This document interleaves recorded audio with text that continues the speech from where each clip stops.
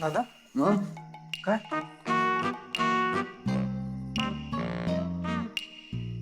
हे थांब आता अंगाला गाढवास येतोय थांब काय झालं? एक मिनिट हे काय झालं थांब नाही काय झालं हे अरे ते तुमच्या भावानं आज शेतात एका खऱ्या शेतकऱ्यांसारखी मेहनत केली आणि त्यामुळेच झालंय हे.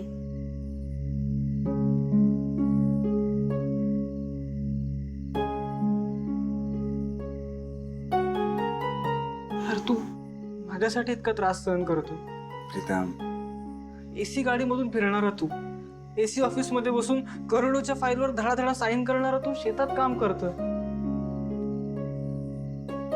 दादा सॉरी आपण निघूया आपण उद्याच निघूया प्रीतम वेडायस का? तुझं प्रियावर प्रेम आहे आणि माझं तुझ्यावर खूप प्रेम आहे.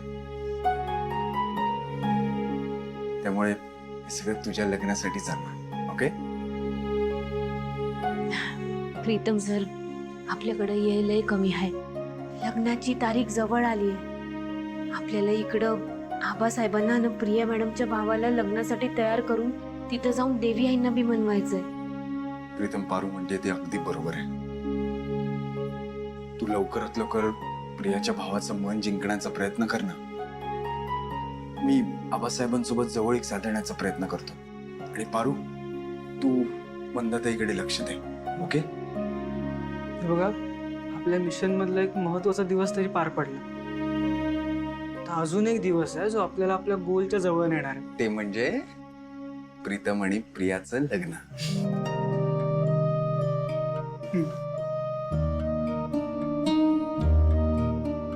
जा, जाऊन झोप.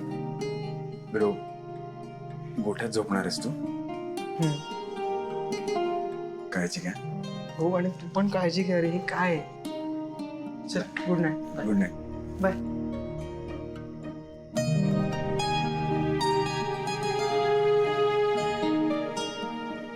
कसं असतंय ना प्रीतम सर, मऊ गाद्यांवर आणि येशीमध्ये झोपणारा माणूस, पण आपल्या पिरमासाठी तो तो किती त्रास सहन करतोय.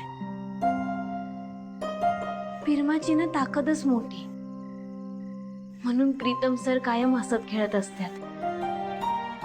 मला खात्री आहे प्रीतम सरांना त्यांचं खरं प्रेम नक्कीच मिळेल. नक्की मिळू.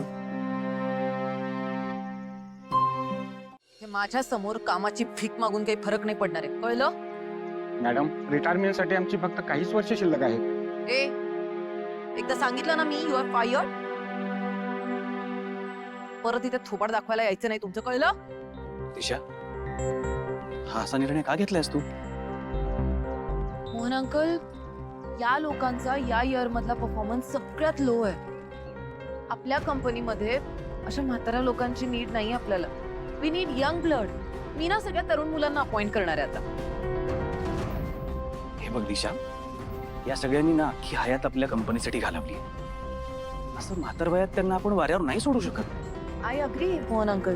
म्हणून तर त्यांना 3 मंथ्सची सॅलरी ऍडव्हान्स मध्ये देऊन मग कामावरून कमी केलंय मी. दिशा मॅडम, आमची घरं उघड्यावर पडतील.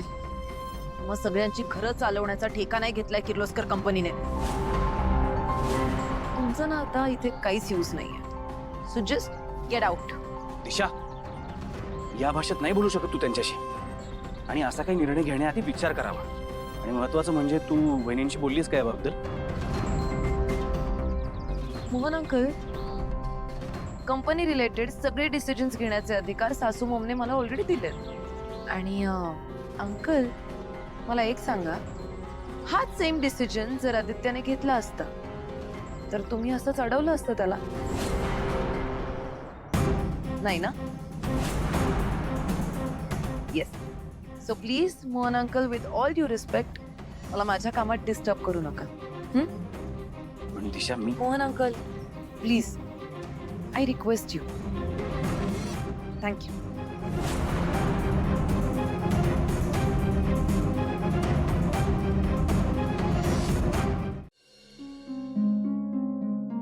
आपल्या समण्यांचाच नाश्ता झालाय.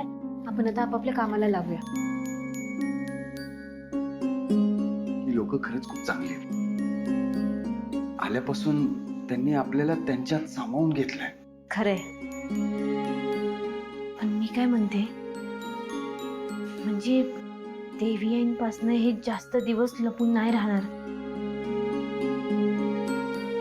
त्यांना हे समज चुकीच्या पद्धतीनं नको कळायला. मग जे काय बी झालं त्यावरनं ना आपण जरा काळजी घ्यायला पाहिजे. हा, काळजी घेऊच आपण, पण हे लवकरात लवकर आटपलं पाहिजे ना आधी. म्हणजे इतरांपेक्षा मला फक्त ते दादासाहेब जरा टफ वाटतात. बाकी आपण करू मॅनेज. पण जे काय करायचं ते लवकर करा. ते जास्त दिवस थांबता नाही येणार आपल्याला.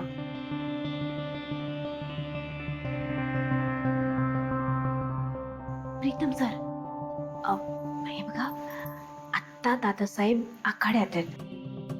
तुम्ही एक काम करा ना, तुम्ही तिथं जा, त्यांच्याशी बोला, म्हणजे त्यांच्याशी मैत्री वाढवण्याचा प्रयत्न करा. जा. तर मी आताच जातो. आखाड्यात जाणार? हा, ठीक आहे. सांभाळून, फक्त त्या प्रताप पासून जरा सांभाळून राहा. उगाच नाही तर तू. मी घेतो ना काळजी, तू कशाला टेन्शन घेतो. चल bye. Yes, bye bye. Aditya sir, आज प्रीतम सरांना त्यांच्या कामात यश मिळणार. आपण बी तिथं जाऊया. आपण ठीक आहे, चल.